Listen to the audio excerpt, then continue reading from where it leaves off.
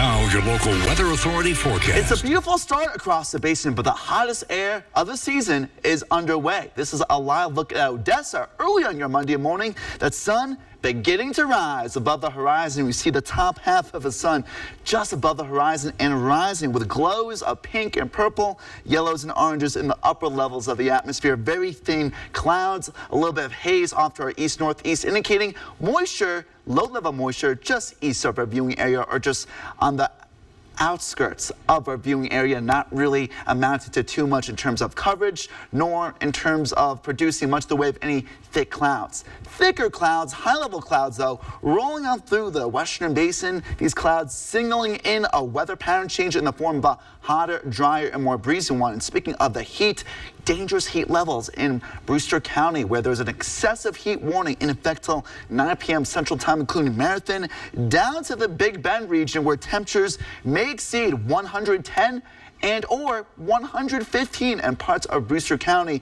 Not as intense in terms of the heat in places like Midland and Odessa, but still hot enough where it may be dangerous for people that are sensitive to the heat, especially heat advisory in effect till 9 p.m. Central Time. Make sure you guys hydrate, stay cool, and stay safe out there. Mostly sunny at 72 right now in the Tall City. Average low 71. I think we'll get very close to that with a very light southeasterly breeze at 3 miles per hour right now. Relative humidity, not too dry, not too humid at 61%. But as the sun rises, with westerly winds picking up and temperatures rising, we're going to be seeing the relative humidity values drop. Upper 60s in northern areas, low to mid 70s in the Trans-Pecos and in northern areas of the basin.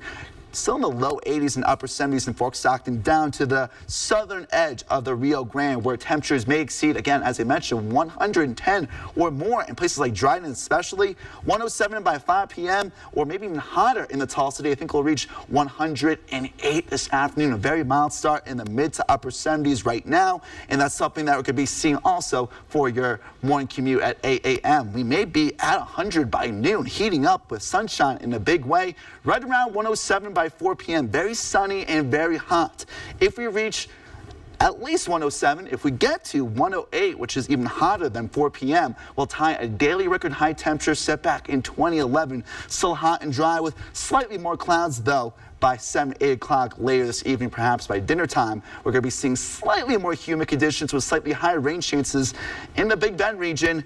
After those storms move on through later this evening, clouds will linger throughout the overnight. Again, those thunderstorms will form after they heat up this afternoon, and still very warm overnight in the 80s with light south-southwesterly winds at 5 to 15 miles per hour. Very sunny and very hot tomorrow. Once again, I think we'll reach 108 with winds coming in from the north and west right around 5 to 15 miles per hour. The last 2 days of spring are today and tomorrow. First day of summer, 107 more clouds. We'll start to lower those temperatures later this week with more humid conditions, but chances of rain remaining very low. And make sure you guys check in with our chief meteorologist, Chase Menendez, tonight at 5, 6, and 10.